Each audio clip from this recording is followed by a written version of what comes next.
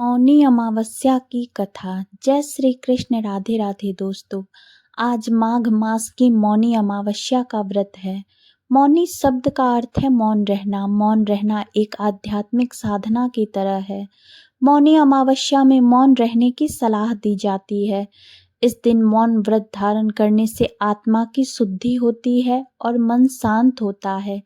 माना जाता है कि इस दिन ध्यान और भक्ति से भगवान विष्णु और भगवान शिव की कृपा प्राप्त होती है। इसके अलावा मौनी अमावस्या पितरों को प्रसन्न करने और उनकी आत्मा की शांति के लिए भी अर्पित है। इस दिन तर्पण, पिंडदान और अन्नदान से पितरों की कृपा प्राप्त होती है। अब आइए श्रवण करते हैं मौनी अमावस्या की कथा।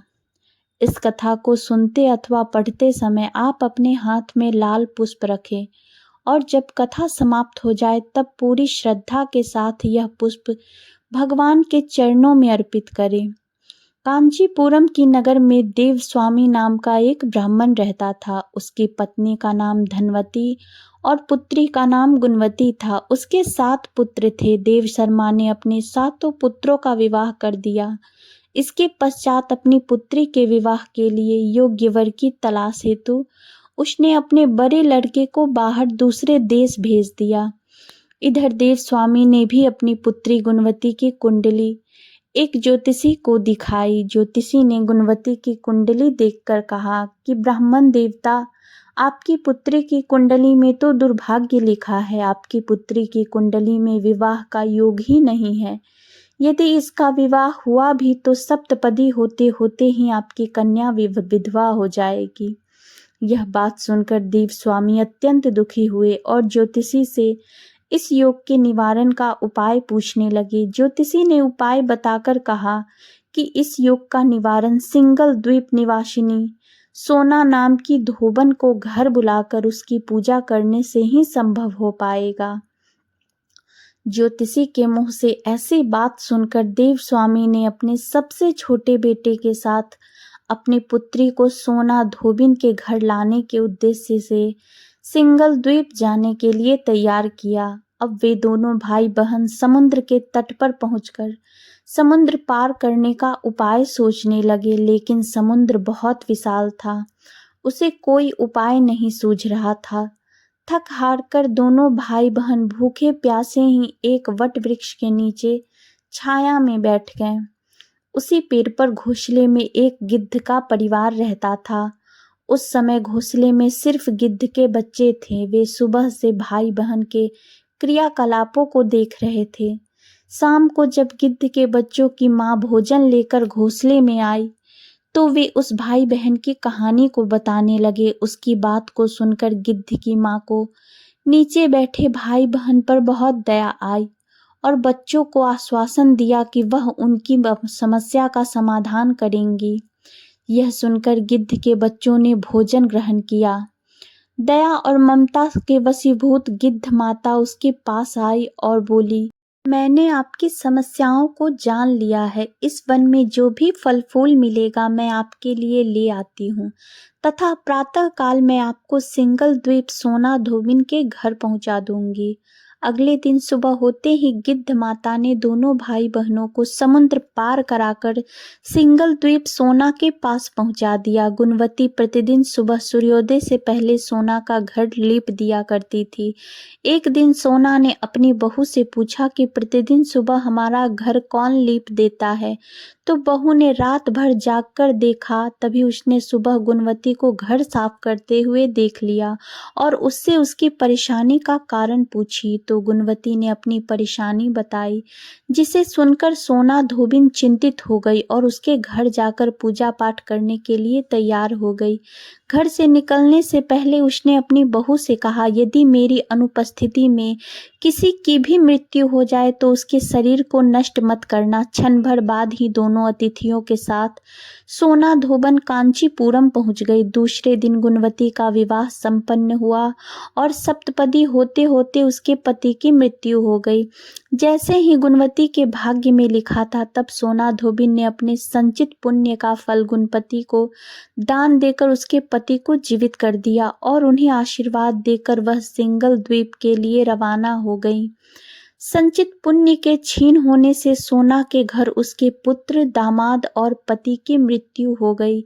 यह जानकर नया पुण्य संचित करने के उद्देश्य से सोना धोबन रास्ते में एक जगह रुक गई। नदी के किनारे पर स्थित एक पीपल के वृक्ष की छाया में भगवान श्री हरि का और भगवान शिव का पूजन उसने किया और पीपल के वृक्ष की 108 बार परिक्रमा की। इतना करते ही सोना धोबिन के पुत्र, दामाद और उसके पति पुनर्जीवित हो गए।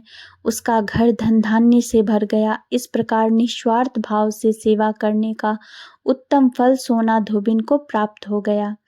इस प्रकार किसी भी अमावस्या तिथि पर मौनी अमावस्या के दिन किसी पवित्र नदी में स्नान करके विधिवत भगवान विष्णु जी की पूजा अर्चना करने और पीपल के पेड़ की परिक्रमा करने से मनोवांछित फल की प्राप्ति होती है तथा परिवार के सदस्यों पर भगवान विष्णु जी का आशीर्वाद सदैव बना रहता है। एक बार प्रेम से बोलिए भगवान श्री विष्णु जी और माता लक्ष्मी की जय। मौनी अमावस्या पर अमावस्या माता की कथा सुनने से अनंत फलों की प्राप्ति होती है। तो आइए अब सुनते हैं अमावस्या माता की कथा। पौराणिक कथा के अनुसार एक गांव में सास और बहू अकेले रहती थी और उनका बेटा विदेश में कमाने के लिए गया हुआ था। सास और बहू बहुत प्रेम से रहती थी। दोनों एक दूसरे की देखभाल भी करती थी। एक दिन बहू ने खाना नहीं खाया। तब सास बहू से पूछने लगी कि बेटा आज तुमने खाना क्यों नहीं खाया। तब बहू कहने लगी कि सासू माँ आज मेरा अमावस्या माता का व्रत है, इसलिए मैं खाना नहीं खाई। तब सास ने कहा बहू यह व्रत क्या होता है और इस व्रत को करने से क्या फल मिलता है, यह मुझे भी समझाओ। तब बहू कहने लगी कि सासू माँ अमावस्या माता का व्रत करने से बहुत पुण्य मिलता है। घर में अन्न धन का भंडार भरा रहता है, सुख शांति बनी रहती है और अटल सुहाग मिलता है, पुत्र की प्राप्ति होती है। इसी तरह से 3 पनौती अमावस्या माता का व्रत भी रखा जाता है। इस व्रत में हर वर्ष अलग अलग खाना खाया जाता है और विष्णु भगवान के मंदिर में चढ़ावा चढ़ाया जाता है या फिर किसी ब्राह्मण को दान दक्षिणा दी जाती है। इस व्रत में पहले शक्कर, घी और चावल से बना खाना खाया जाता है।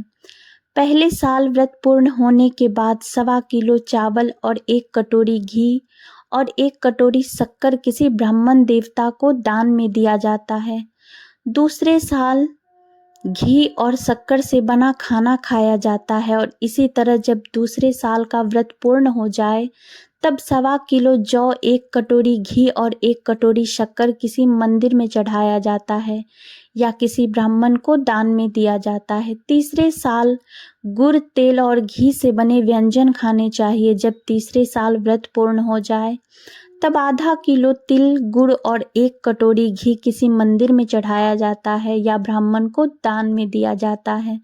इसे ही सासू माँ 3 पनौती अमावस्या का व्रत कहा जाता है।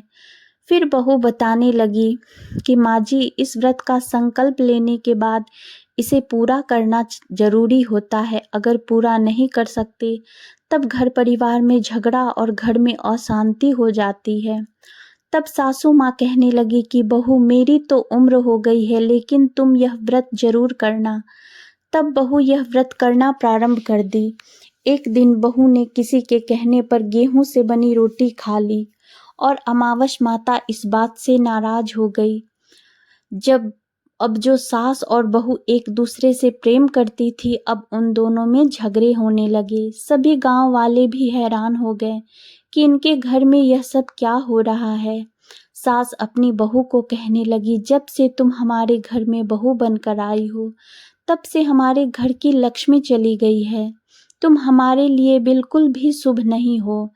तब बहू ने कहा माँ जी आपके घर की लक्ष्मी चली गई है तो मुझे बताओ कि कहाँ मिलेगी, मैं लक्ष्मी को लेकर आऊंगी। तब सासू माँ कहने लगी कि बहू लक्ष्मी तुम्हें समुद्र के बीच में भगवान विष्णु के पैर दबाते हुए मिलेगी।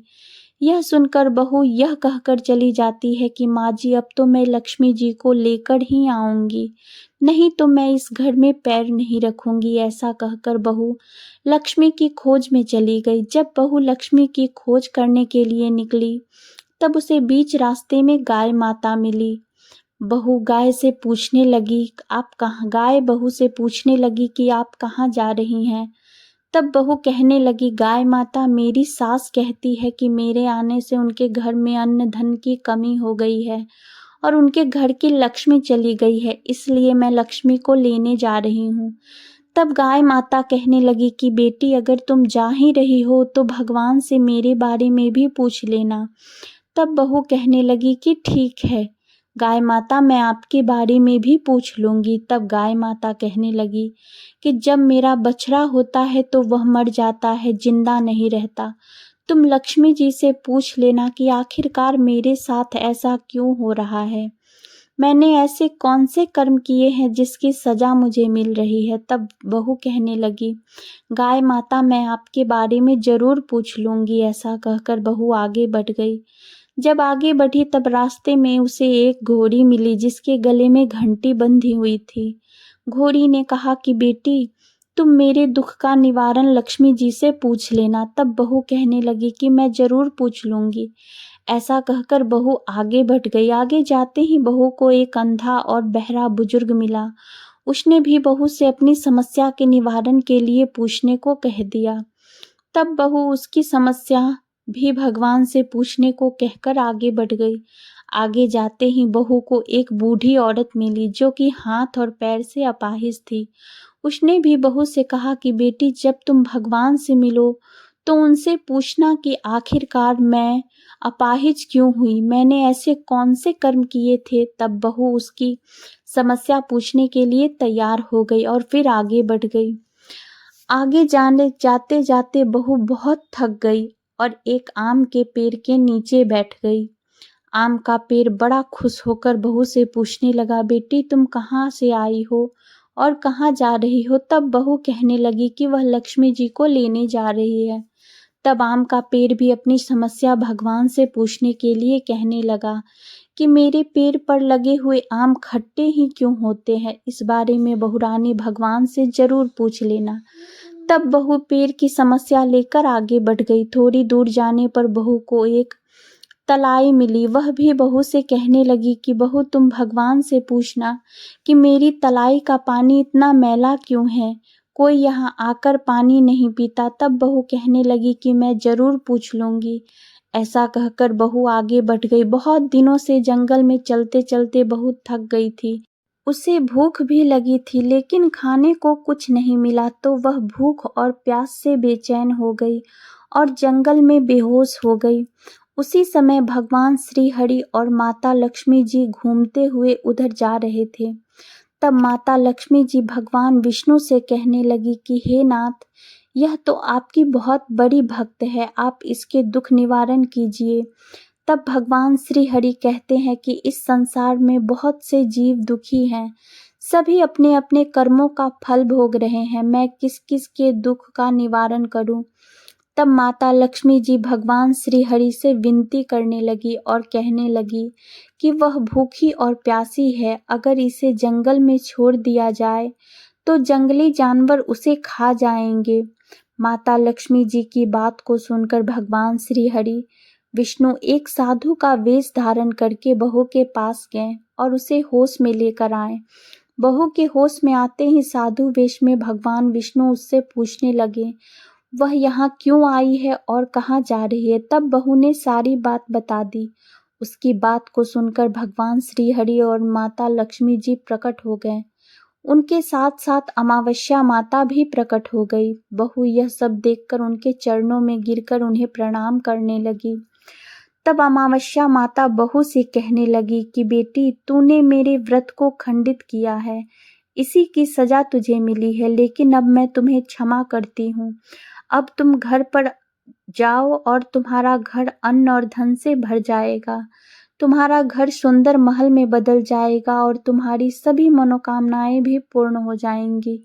यह सब होने के बाद बहू ने रास्ते में जो जो भी मिला था उन सभी के दुखों का निवारण करने के लिए विनती की। तब भगवान श्री हरि कहने लगे कि गाय ने कभी अपना दूध किसी और को नहीं पिलाया, इस कारण उसके बछड़े जिंदा नहीं रहते, तुम उसका दूध पी लेना, फिर उसके बाद उसके बछड़े जिंदा रहने लगेंगे। और घोड़ी पिछले जन्म में आटा पीसने वाली महिला थी। वह किसी को आटा पीसकर नहीं देती थी, इसके कारण उसके गले में चक्की के 5 फंदे हुए हैं। तुम उसके फंदे खोल देना, वह बिल्कुल ठीक हो जाएगी। और वह बुजुर्ग कभी भगवान के मंदिर नहीं गया, ना ही कभी उसने भगवान के भजन सुने। तुम उसे ले जाकर मंदिर में दर्शन करवा देना, इससे वह ठीक हो जाएगा। अपाहिज महिला, उसने कभी अपनी जवानी में दान पुण्य नहीं किया, उसकी यह सजा मिली है। तुम उससे कुछ भी दान करवा देना तो उसकी विकलांगता दूर हो जाएगी। और वह आम का पेड़, उसने तो कभी अपने पेड़ के आम किसी बच्चे को खाने नहीं दिए, इसी कारण उसके सभी आम खट्टे होते हैं। अब तुम उस पेड़ का आम खा लेना और उसके बाद से उस पेड़ पर मीठे आम आने लगेंगे। और तलाई का पानी पिछले जन्म में देवरानी जेठानी थी, जो आपस में हमेशा झगड़ा करती थी, इसलिए उसका पानी मैला है। तुम उसका पानी पी लेना तो वह तलाई हो जाएगी, फिर लोग वहां जाकर पानी पीने लगेंगे। इस प्रकार बहू ने भगवान श्री हरि विष्णु और माता लक्ष्मी जी और अमावस्या माता को प्रणाम किया, उन्हें धन्यवाद दिया और अपने घर के लिए तैयार हो गई। रास्ते में उसे जो भी मिला, उसकी सभी समस्या भगवान के कहे अनुसार वह दूर करती चली गई। सभी ने उसे भर भर कर आशीर्वाद दिए। घर पहुंचते ही उसका टूटा फूटा घर एक सुंदर महल में बदल गया। उसके घर में अनाज और धन के भंडार भर गए। अब बहू ने सास माँ से कहा कि सासू माँ, आपने तो सच में कहा था कि मैं आपके लिए शुभ नहीं हूँ, लेकिन जाने से ही आपके घर में लक्ष्मी आ गई है।